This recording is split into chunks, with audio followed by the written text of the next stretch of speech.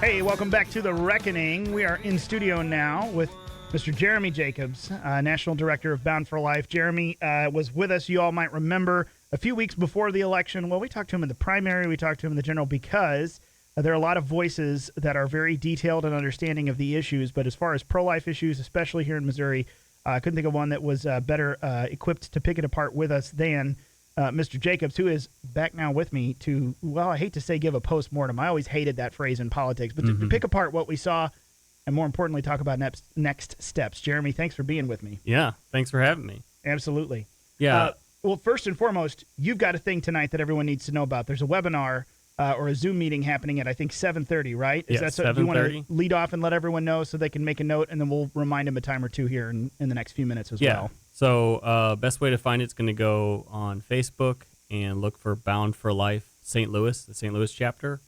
And we're having a webinar. We're also going to live stream it on our YouTube channel as well as the Facebook page. So you'll be able to pick it up a couple different places. A lot of people have been asking, what now? Unfortunately, Amendment 3 passed. What are we supposed to do about it now? Right. And so we're going to do, the postmortem, the phrase you don't like, on why, it's just some details on why this passed, what things we can learn, some encouraging things. There are some silver lining things, and then, talk about where we go forward from here. Absolutely. There you go. Well, look it up, everyone. Or if you're in the car, don't look it up now. Make a note, though, and then we'll talk about it again, because I think Jeremy's going to stick with me for maybe a segment or two here, because there is a lot to pick apart. Postmortem, post-game, I don't know. One trivializes it, and then the other one just sounds terrible. November 5, here in Missouri, late that night, we know what's going down. I would probably not be accurate if I said this was shocking to people that Amendment 3 passed. Like I just told you off air, I'm not necessarily shocked, because this is a tough battle, and there's a lot of reasons why. But tell me some of the highlights as we look at this, because you just said very interestingly, this is the second most voted on thing in the Missouri ballot behind president. Yeah. So what are some of the top lines of what you're seeing and gleaning from the information, and then let's kind of go from there before we hit the what to do about it phrase. I want to know what happened. Yeah, so typically on a ballot there's fall off. People are going to start at the top and they're going to work their way down, and at some point they're going to get bored and say, I don't know about these judges, I'm done. And they're going to stop voting, and they're going to go take it over to the scanner and shove it in the scanner and walk out the door. And you always see that drop off. If you look at just the total vote counts, the highest number is U.S. president, and then there was Josh Hawley and Lucas Kunce for senator, and then state governor, and then down to the statewide offices like Secretary of State, Attorney General.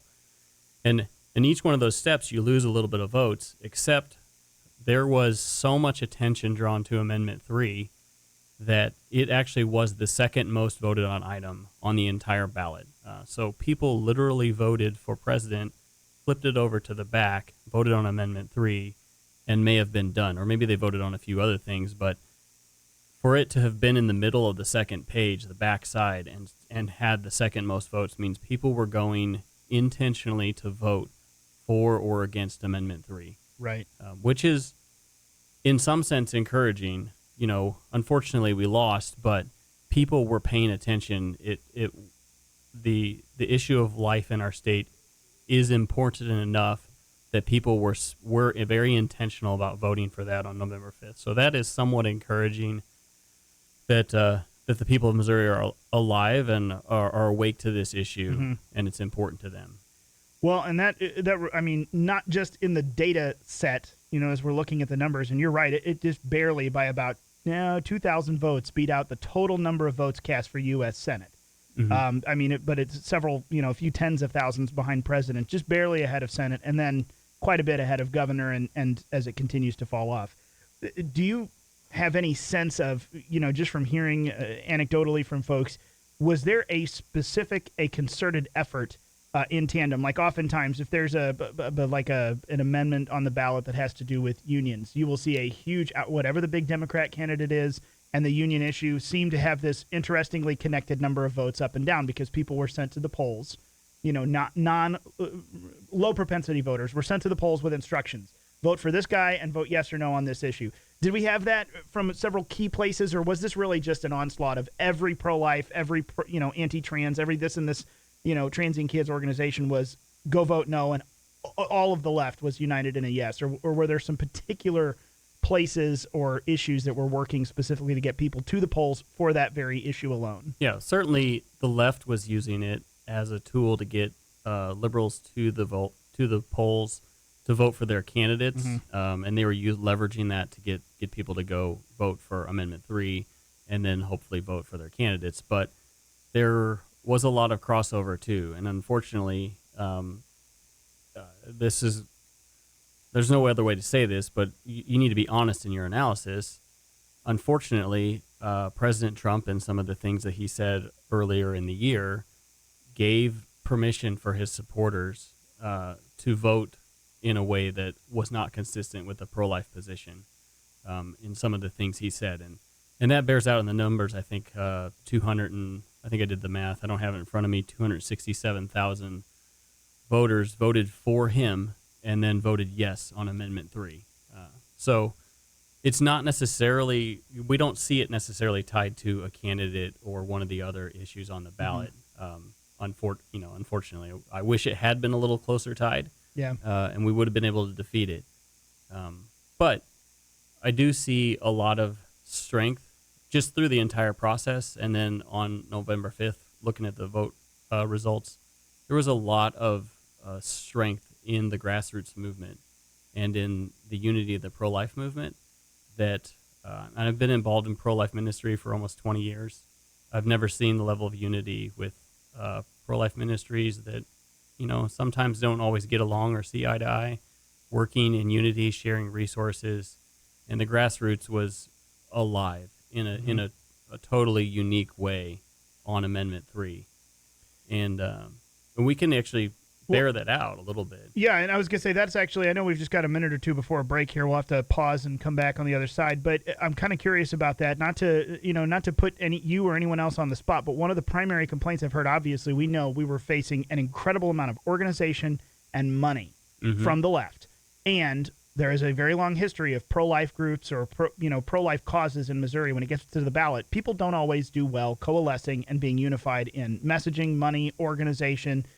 I got a better sense this year that happened among pro-life groups. Maybe not enough, but in a significant way that I haven't seen before. However, I did not see the same unity amongst all of the different issues. Because again, if you're for safe abortions, was a problem. Shouldn't vote for it. If you're for no abortions, you're completely pro-life like me, you shouldn't vote for this. It's a problem. If you don't care anything about abortions, but you want no transing of kids in school, you should vote no on this. I did not see much organization amongst those different factions, but I did see it inside the pro-life side. Would you say that's fair? And then maybe we'll have to come back and pick it apart a little more. I'm kind of curious your take. Yeah, there were messages all over the place, and I actually think that was, in some sense, a strength. Yeah. Okay.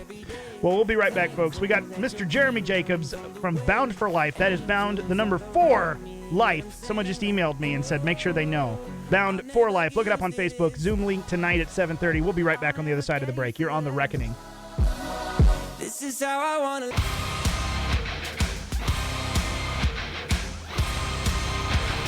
Target on my back, lone survivor last. They got me in. I should have been on for that. I was just talking great smack about some of these new nominations out of the Trump vote. You missed it, folks. We'll see if I decide to go live again with it or not. No, I'm kidding. We're doing all kinds of trash talking on the breaks, and we'll go back to having some decorum here. No, I'm kidding. We are on with Jeremy Jacobs, National Director of Bound for Life. That's Bound, the number 4, Life. Go look it up on Facebook. He's got a webinar tonight on Zoom, 7:30 p.m. You want to be in on because we're talking about Amendment 3, picking apart what happened last Tuesday, and maybe just another point on that we were just talking about, but then I think it's a good time to move into, okay, that's fine. We lost, and we do need to know some of the dynamics of that so that when this fight comes up again, inevitably it will, on a ballot, a pro-life issue or a pro-family issue that we're going to need to organize better for. Still, there's some encouragement to pull out of this. And also, more importantly, we need to know what to do about this right now, because that's not 2 years, 4 years from now. That is starting in January when our new legislature comes in. So we were just talking about this. Ohio is the last place where this kind of big statewide referendum on the pro-life issue came through. And to your point, they were correct me if I'm wrong, but just to make a synopsis of it, the Ohio pro-life movement, that side of the vote that they were having in the amendment fight there, The pro-life side was way better funded. The funding was closer than we had here in Missouri, where we were outspent 10-1. 10-1. And the vote was a lot farther apart than we had here in Missouri, just by a very few thousand votes, a couple, like 3 percentage points. Yeah. So, truthfully, we did not just get the floor, mopped with us. We actually fought back at a pretty, better than we've seen in other places. Yes, better than we've seen in other places. If 60,000 people statewide had just flipped to a no from a yes, we would have been able to defeat it. And I think that that's a real testament to the strength of the grassroots in Missouri. They were out in force and organized, talking with each other, sharing ideas. The messaging was a little all over the board at times, just because there were so many moving targets with Amendment 3. There were, a couple dozen reasons to hate it. There was something in it for everyone to hate, regardless of your political persuasion, if you were willing to open your ears and listen to the arguments. And that meant that different groups were aiming at different things with their messaging, but the strength of the grassroots, even though we were outspent 10-1, really proved itself at the polls. Even though we lost, it's still very strong, and we're going to need that strength right now and going into the next legislative session if we're going to do anything about this and be able to maybe do a 1-for-1 repeal or maybe address it in some other way. It's going to have to be an amendment. That's the only way to undo an amendment is another amendment. They're really not going to be able to pass a law that's going to do much about this. And I said, I just said the fight kind of starts now, and it really does. So I know that, the other programs on the station, maybe even you have had this conversation, but might as well have it again. John Patterson cannot be the Speaker of the House this next session. He has said very publicly that he's not willing to do anything that challenges the results of Amendment 3. And even before Justin Sparks announced that he was going to run and try and become Speaker, I was already having conversations with other pro-life leaders about we need someone else to step up, because John Patterson had already made that public statement that he wasn't going to do anything to challenge Amendment 3. So now that Representative Sparks has declared that he is going to run for Speaker of the House, one thing that the grassroots really needs to do at this moment is take that energy that we just, took to November 5th and start to call your state reps and ask them to support Justin Sparks. If we want any shot at overturning Amendment 3 in any meaningful way, John Patterson cannot be the Speaker of the House for the next 2 years. So that's a good lead, because Justin Sparks is going to be on the program here either tomorrow or Friday.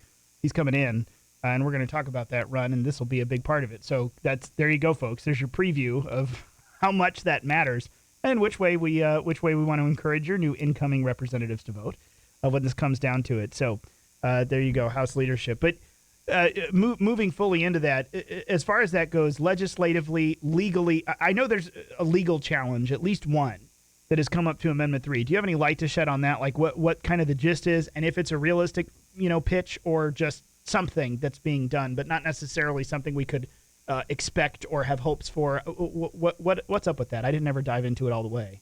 Yeah, so there are a few different avenues that are being explored right now. I know of two organizations that are looking at suits in federal court right now to challenge Amendment 3.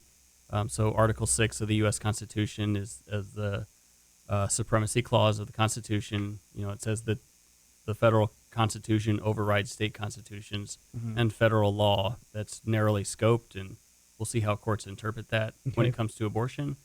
But there are pieces of Amendment 3 that could run into First Amendment claims where they curb free speech. And so there are legal avenues being looked at right now in federal court in an attempt to tear down at least pieces of Amendment 3. It won't be a complete teardown, but potentially it could lessen some of the impact. So that's an avenue. There's a case right now. So Planned Parenthood, the ink hadn't even dried on Amendment 3. And the very next day, November 6th, I think before noon, Planned Parenthood had filed a suit, and they are immediately trying to open wide the state for abortion. It's not even officially in our Constitution until December 5th, but they've already got a suit going, and it is a lot of what we already said. It's that Amendment 3 means. So they're asking to remove all gestational restrictions that exist in Missouri law, which means abortion through all 9 months of pregnancy, even though they claimed, they lied and said, oh, this is just about abortions through fetal viability. No, their lawsuit is seeking to remove all of the gestational restrictions that exist in Missouri law. So they want to open it up, abortion through all 9 months. They want to remove restrictions on age and sex selected, or not age, race and sex selective abortions. So they want the ability to kill black babies, to be able to go in and say, this baby's black and I don't want to have it. So Margaret Sanger would be proud. Yeah. At the original, Or the original in true voice. misogyny, to say, I don't want a girl. I want to kill this baby because it's a girl. That is what they're seeking to undo. They also want to undo health department restrictions that really protect women. So they're going straight for everything we told everyone that this was about. So what seems the most likely, and I'm not asking you to, give away the store, because you've got a webinar tonight that we want people to get onto. Again, Jeremy Jacobs, Bound for Life, the number 4. Go and look it up. Facebook. It'll be rocking and rolling starting at 7:30. There's stuff there that you can get in on. But what seems the most likely avenue to fight this? Or are we just needing another ballot? Are we just needing another amendment on the ballot to actually curb this one? I mean, constitutionally speaking, that's what would have to be done. But, of course, that doesn't just have to be an initiative petition, which we need to reform the process of, or this would have failed. But that's almost a whole separate conversation. This could come from a good and bullish pro-life legislature that throws things through to the ballot and does so in a way that, between that and a Secretary of State that's got hustle, we could finally put something worthwhile on a primary ballot in an off year, not in a president. I mean, there's a lot of different movements here, especially coupled with initiative petition reform, where you could ensure a good vote on something. Is that the most likely avenue that we have moving forward? Yeah, it's going to have to be a joint resolution that passes through the House and the Senate, and then we're voting on it again in a year or two. And the form of that is, I don't know yet. There's 163 House members and 34 Senate members, and they're all going to have a say in what that is, and the grassroots is going to have an opportunity to have a say too. And so, as I already stated, step number 1, can't have John Patterson as Speaker of the House, and then really we got to keep our ear to the ground. And as those things start to take shape, there are a dozen different ideas about how to attack it right now, and probably more than that, but I've heard at least a dozen different ideas on how to go after Amendment 3. They all got to be a resolution that we're voting on to undo the amendment. But as those things begin to take shape, and we decide as the grassroots, not just me, but everyone involved in the fight, that they like certain elements or they don't like certain things, we got to get ourselves to the Capitol and make our voice heard. We got to take all that energy that we've just had for the last couple of months and take it to Jefferson City, and and make sure our legislators know our desires, because it is going to take some willpower on their end. There is this thought that legislators don't want to undo the will of the people, and so the quote unquote will of the people is they just passed Amendment 3, Right. So we need to come with an intensity in our voice to say, no, the true will of the people statewide is to not have Amendment 3. It was 8 counties out of I think 116 in the state that actually voted in favor of Amendment 3. So the vast majority of the counties in our state did not vote for Amendment 3. And so the true will of the people as spread across the state is not to have this. And we have to make sure that they know that, which means going there, emailing and calling them, and showing up at their office. That is so often the case. Do you have, just looking across from a pro-life perspective at the incoming legislature, obviously We had a few, shall we say, not as conservative folks. The real Jeff City Swamp. We had a few of them in the Senate that are no longer there. Obviously, the entire problem is not gone, but we have some very interesting, very good incoming folks. Do you have a sense that we're going to have a stronger pro-life legislature next year than this past? And obviously, I know that a lot of us are. There's a mixed bag on some of the statewide offices. Some really good ones that we elected. Some that we're a little more hesitant about.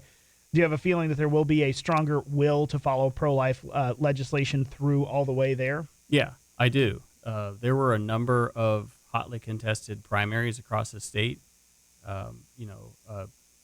Good, solid conservative Republicans versus not so strong conservative Republicans. And, in the vast majority of those, I believe that the real true conservative side won.